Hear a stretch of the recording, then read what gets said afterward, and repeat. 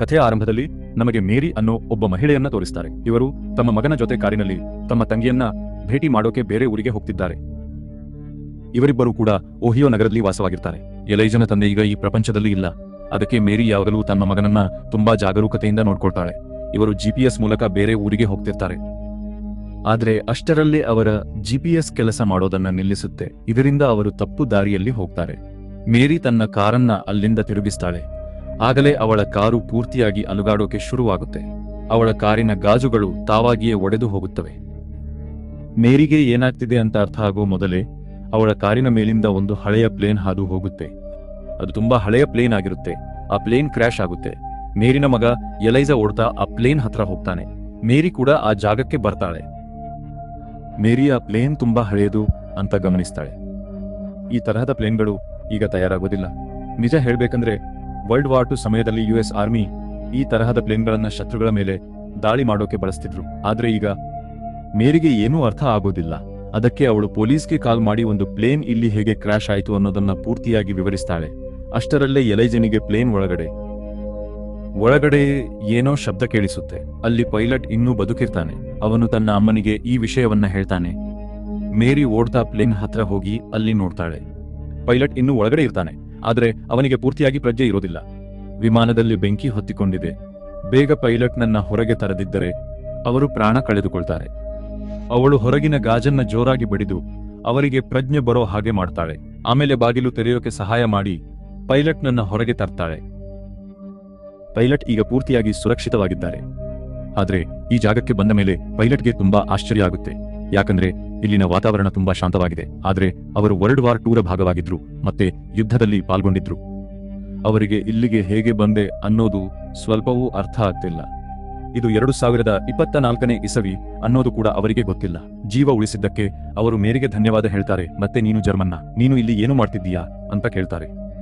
ಇದು ಯುದ್ಧದ ಸಮಯ, ಎಲ್ಲೆಡೆ ಅಪಾಯ ಇದೆ, ನೀನು ಇಲ್ಲಿಂದ ನಿನ್ನ ಮನೆಗೆ ವಾಪಸ್ ಹೋಗ್ಬಿಡ್ಬೇಕು ಅಂತಾರೆ. ಮೇರಿ ಅವರ ಮಾತನ್ನ ಕೇಳಿ ಆಶ್ಚರ್ಯ ಪಡ್ತಾಳೆ.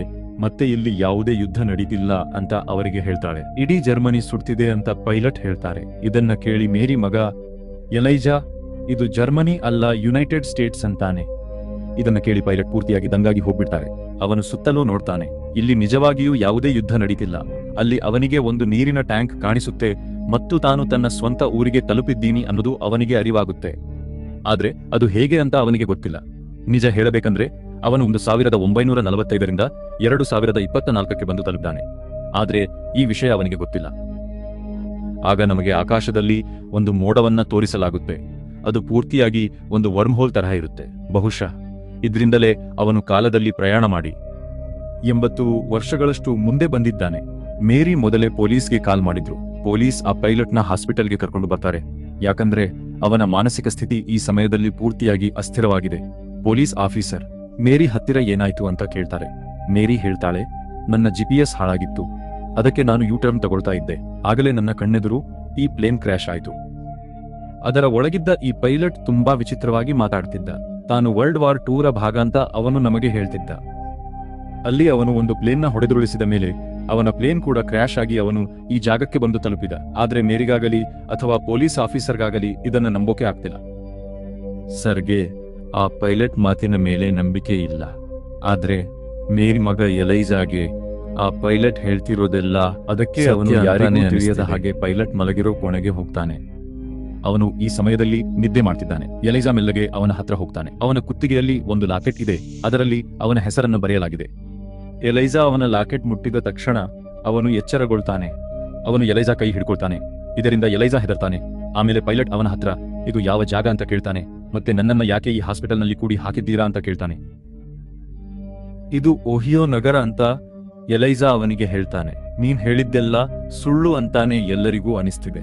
ಅದಕ್ಕೆ ಅವರಿಗೆ ನಿನ್ನ ಮೇಲೆ ತುಂಬಾ ಅನುಮಾನ. ನಿಜ ಹೇಳ್ಬೇಕಂದ್ರೆ ಪೈಲಟ್ಗೆ ತನ್ನ ಜೊತೆ ಏನಾಗ್ತಿದೆ ಅಂತಾನೆ ಅರ್ಥ ಆಗ್ತಿರಲ್ಲ. ಅವನು ಎಲೈಜಾ ಹತ್ರ ಕ್ರಿಸ್ಮಸ್ ಮುಗಿದು ಹೋಯ್ತಾ ಅಂತ ಕೇಳ್ತಾನೆ. ಅವನ ಮಾತು ಕೇಳಿ ಎಲೈಜಾ ಆಶ್ಚರ್ಯ ಪಡ್ತಾನೆ. ಅವನು ಕ್ರಿಸ್ಮಸ್ ಬರೋದು ಡಿಸೆಂಬರ್ನಲ್ಲಿ, ಆದ್ರೆ ಈಗ ಸೆಪ್ಟೆಂಬರ್ ತಿಂಗಳು ಅಂತ ಹೇಳ್ತಾನೆ. ಅಂದ್ರೆ ಕ್ರಿಸ್ಮಸ್ ಬರೋದಕ್ಕೆ ಇನ್ನು ತುಂಬಾ ತಿಂಗಳು ಬಾಕಿ ಇದೆ. ಪೈಲಟ್ ಯುದ್ಧ ಮಾಡ್ತಿದ್ದಾಗ ಅದು ಡಿಸೆಂಬರ್ ತಿಂಗಳಾಗಿತ್ತು. ಅವನಿಗೆ ಕ್ರಿಸ್ಮಸ್ಗೆ ಮನೆಗೆ ಹೋಗೋ ಆಸೆ ಇತ್ತು. ಇಷ್ಟು ತಿಂಗಳುಗಳು ಹೇಗೆ ಕಳೆದು ಹೋಗು ಅಂತ ಪೈಲಟ್ಗೆ ಅರ್ಥವಾಗೋದಿಲ್ಲ. ನಿಜ ಹೇಳಬೇಕಂದ್ರೆ ಅವನಿಗೆ ಈಗಲೂ ಇದು 1945 ಇಸವಿ ಅಂತಲೇ ಅನಿಸ್ತಿರುತ್ತೆ. ಅವನು ನಾನು ನನ್ನ ಮನೆಗೆ ಹೋಗಬೇಕು ಅಂತ ಹೇಳ್ತಾನೆ. ನಿನ್ನ ಇಲ್ಲಿಂದ ಹೋಗಲು ಬಿಡೋದಿಲ್ಲ ಅಂತ ಎಲೈಜಾ ಹೇಳ್ತಾನೆ. ಆಮೇಲೆ ಪೈಲಟ್ ಅವನಿಗೆ ಒಂದು ಚಾಕೊಲೇಟ್ ಕೊಟ್ಟು, ಇದು ನನ್ನ ಹೆಂಡತಿ ನನಗೆ ಒಳ್ಳೆಯದಾಗಲಿ ಅಂತ ಕೊಟ್ಟಿದ್ದು, ಅದಕ್ಕಾಗಿಯೇ ನಾನು ಯಾವ ಚಾಕೊಲೇಟ್ ಅನ್ನು ಅಂತ ಹೇಳ್ತಾನೆ. ಯಾಕಂದ್ರೆ ಈ ಚಾಕೊಲೇಟ್ ನನ್ನ ಹತ್ತಿರ ಇದ್ದಾಗಲೆಲ್ಲ ನನಗೆ ಯಾವಾಗಲೂ ಒಳ್ಳೆಯದೇ ಆಗುತ್ತೆ ಅಂತ ಹೇಳ್ತಾನೆ. ಆ ಚಾಕೊಲೇಟ್ ಅನ್ನು ಎಲೈಜಾ ತನ್ನ ಹತ್ತಿರ ಇಟ್ಟುಕೊಳ್ತಾನೆ.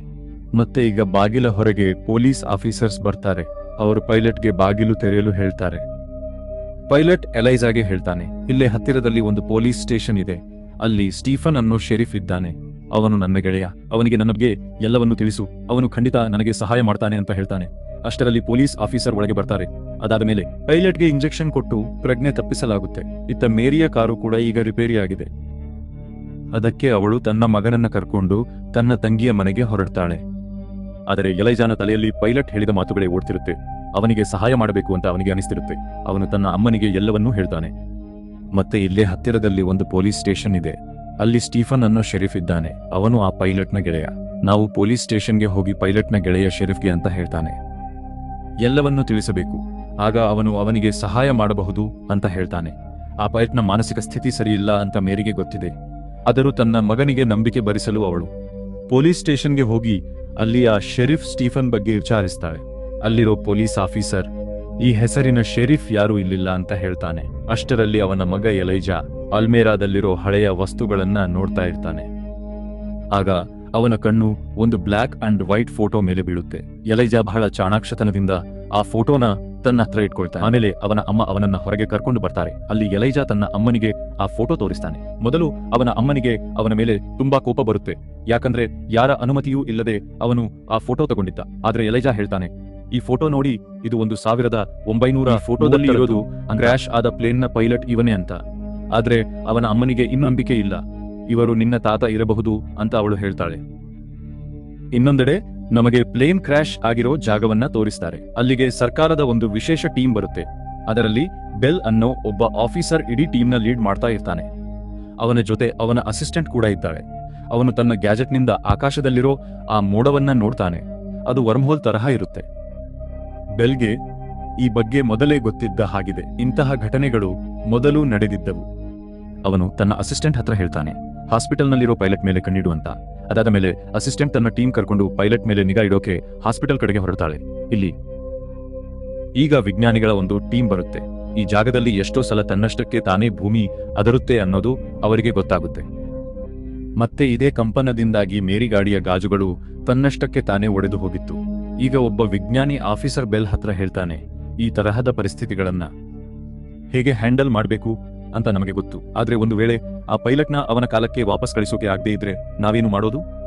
ಬೆಲ್ ಅವನ ಮಾತಿಗೆ ಯಾವುದೇ ಉತ್ತರ ಕೊಡಲ್ಲ.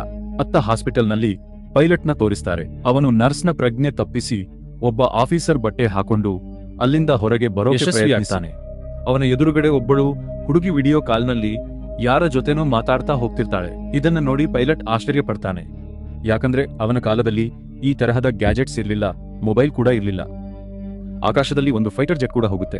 ಅದನ್ನ ನೋಡಿ ಕೂಡ ಅವನು ಬೆರಗಾಗ್ತಾನೆ, ಯಾಕಂದ್ರೆ ಅದು ತುಂಬಾ ಅಡ್ವಾನ್ಸ್ಡ್ ಆಗಿದೆ. ಜೊತೆಗೆ ಇಲ್ಲಿ ಪಾರ್ಕಿಂಗ್ ನಲ್ಲಿರೋ ಎಲ್ಲಾ ಗಾಡಿಗಳು, ಅವನ ಕಾಲದಲ್ಲಿ ಈ ತರಹದ ಅಡ್ವಾನ್ಸ್ಡ್ ಗಾಡಿಗಳು ಇರ್ಲಿಲ್ಲ. ಏನೋ ಒಂದು ಗೊಂದಲ ಇದೆ ಅಂತ ಪೈಲಟ್ಗೆ ಅರ್ಥ ಆಗುತ್ತೆ. ಅತ್ತ ಎಲೈಜಾ ಮತ್ತು ಅವಳ ಅಮ್ಮನನ್ನ ತೋರಿಸ್ತಾರೆ. ಅವರ ಗಾಡಿ ಓವರ್ ಹೀಟ್ ಆಗುತ್ತೆ. ಅದಕ್ಕೆ ಅವಳು ತನ್ನ ಗಾಡಿಯನ್ನ ಒಂದು ಗ್ಯಾಸ್ ಸ್ಟೇಷನ್ ಹತ್ರ ನಿಲ್ಲಿಸ್ತಾಳೆ. ಅವಳು ಗಾಡಿಯಿಂದ ಕೆಳಗೆ ಇಳಿತಾಳೆ. ಎಲೈಜಾಗೆ ಗಾಡಿ ಒಳಗೆ ಒಂದು ಲೆಟರ್ ಸಿಗುತ್ತೆ. ಅದರಿಂದ ಅವಳಿಗೆ ಗೊತ್ತಾಗುತ್ತೆ, ಅವಳ ಅಮ್ಮ ಅವಳನ್ನ ಅತ್ತೆ ಹತ್ರ ಭೇಟಿ ಮಾಡಿಸೋಕೆ ಅಲ್ವಾ, ಬದಲಾಗಿ ಅಲ್ಲಿ ಬಿಟ್ಟು ಬರೋಕೆ ಕರ್ಕೊಂಡು ಹೋಗ್ತಿದ್ದಾರೆ. ಮತ್ತೆ ಅವಳು ಇನ್ಮೇಲೆ ಅಲ್ಲೇ ಇರಬೇಕಂದ್ರೆ ಅವನ ಅಮ್ಮನಿಗೆ ಈಗ ಅವನನ್ನು ಒಬ್ಬಳೇ ನಿಭಾಯಿಸೋಕೆ ಆಗ್ತಿಲ್ಲ. ಅವನ ತಂದೆ ಈ ಪ್ರಪಂಚದಲ್ಲಿ ಇಲ್ಲ, ಅವರು ಕೂಡ ಒಬ್ಬ ಪೈಲಟ್ ಆಗಿದ್ರು. ಆದ್ರೆ ಅಫ್ಘಾನಿಸ್ತಾನ್ ಯುದ್ಧದಲ್ಲಿ ಅವನ ತಂದೆ ತೀರಿ ಹೋದ್ರು. ಈ ವಿಷಯಕ್ಕೆ ಎಲೈಜಾಗೆ ತುಂಬಾ ಕೋಪ ಬರುತ್ತೆ. ಯಾಕಂದ್ರೆ ಅವನಿಗೆ ಅಮ್ಮನ ಜೊತೆಗೆ ಇರೋಕೆ ಇಷ್ಟ, ಅವನ ಅಮ್ಮನಿಗೂ ಕೂಡ ಅವನನ್ನ ಬಿಟ್ಟಿರೋಕೆ ಇಷ್ಟ ಇಲ್ಲ. ಆದ್ರೆ ಅವರು ಅಸಹಾಯಕರಾಗಿದ್ದಾರೆ. ಮತ್ತೆ ಈಗ ಇವರು ಇಲ್ಲಿಂದ ಕಾರಿನಲ್ಲಿ ಹೊರಟಾಗ ಇವರ ಕಾರಿಗೆ ಒಂದು ಬೈಕ್ ಬಂದು ಗುದ್ದುತ್ತೆ. ಆ ಬೈಕ್ ಹಾಸ್ಪಿಟಲ್ ನಿಂದ ಓಡಿ ಬಂದಿದ್ದ ಅದೇ ಪೈಲಟ್ದು ಆಗಿರುತ್ತೆ. ಎಲೈಜಾ ಮತ್ತು ಅವನ ಅಮ್ಮ ಕಾರಿನಿಂದ ಹೊರಗೆ ಬರ್ತಾರೆ. ಅಲ್ಲಿ ಎಲೈಜಾ ಆ ಪೈಲಟ್ಗೆ ಪೊಲೀಸ್ ಸ್ಟೇಷನ್ ಇಂದ ತಂದಿದ್ದ ಫೋಟೋ ತೋರಿಸ್ತಾನೆ. ಆ ಫೋಟೋನ ಪೈಲಟ್ ಗುರುತಿಸಿ ಇದು ನಾನೇ ಅಂತ ಹೇಳ್ತಾನೆ. ಮತ್ತೆ ನನ್ನ ಜೊತೆ ನಿಂತಿರೋದು ನನ್ನ ಅದೇ ಗೆಳೆಯ, ಇವನು ತುಂಬಾ ಒಳ್ಳೆಯವನು, ಇವನ ಹೆಸರು ಸ್ಟೀಫನ್ ಅಂತ. ನಾನು ಕೂಡ ಮೊದಲು ಪೊಲೀಸ್ ಆಫೀಸರ್ ಆಗಿದ್ದೆ, ಆದ್ರೆ ಪರ್ಲ್ ಹಾರ್ಬರ್ ಮೇಲೆ ದಾಳಿ ಆದಾಗ ಅದಾದ ಮೇಲೆ ನಾನು ಆರ್ಮಿ ಸೇರಿಕೊಂಡೆ.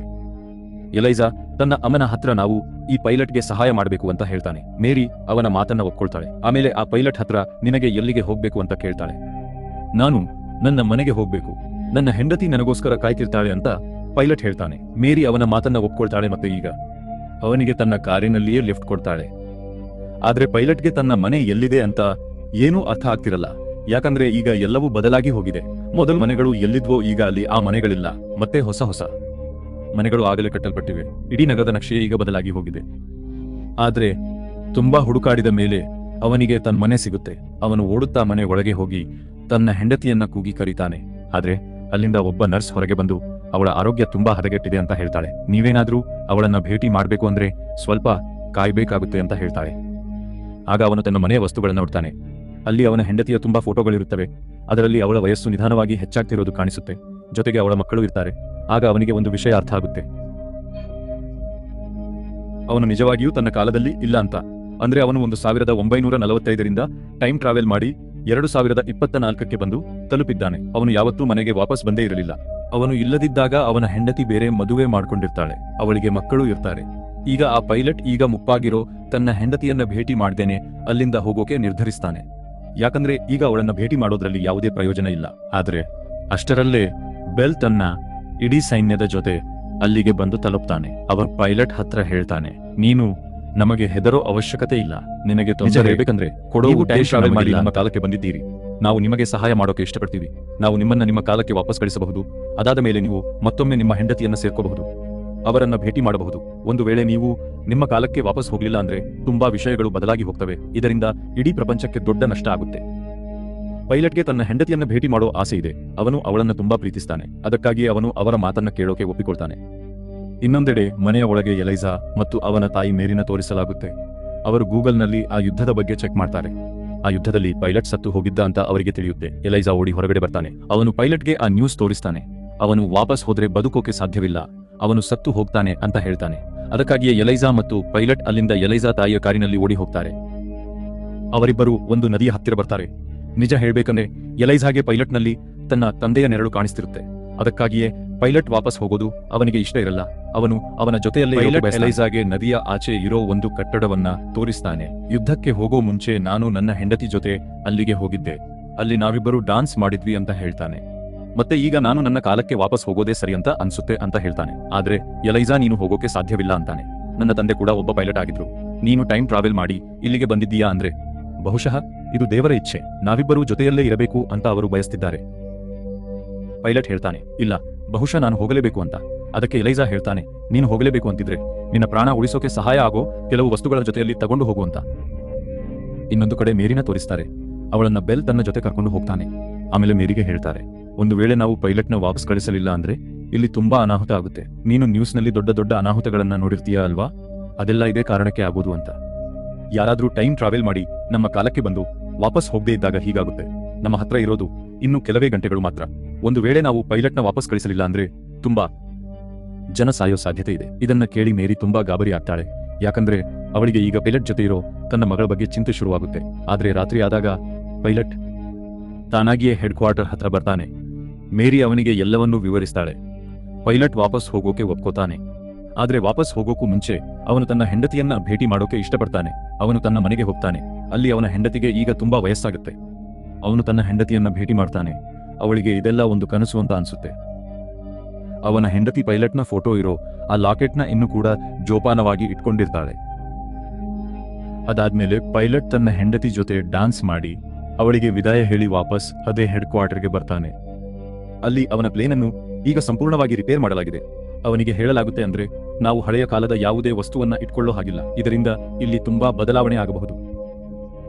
ಹೆಂಡತಿ ತನಗೆ ಗುಡ್ ಲಕ್ ಅಂತ ಕೊಟ್ಟಿದ್ದ ಚಾಕೊಲೇಟ್ ಅನ್ನು ತಾನು ಎಲೈಸಾಗೆ ಕೊಟ್ಟಿದ್ದು ಎಲಿಯಟ್ಗೆ ನೆನಪಾಗುತ್ತೆ.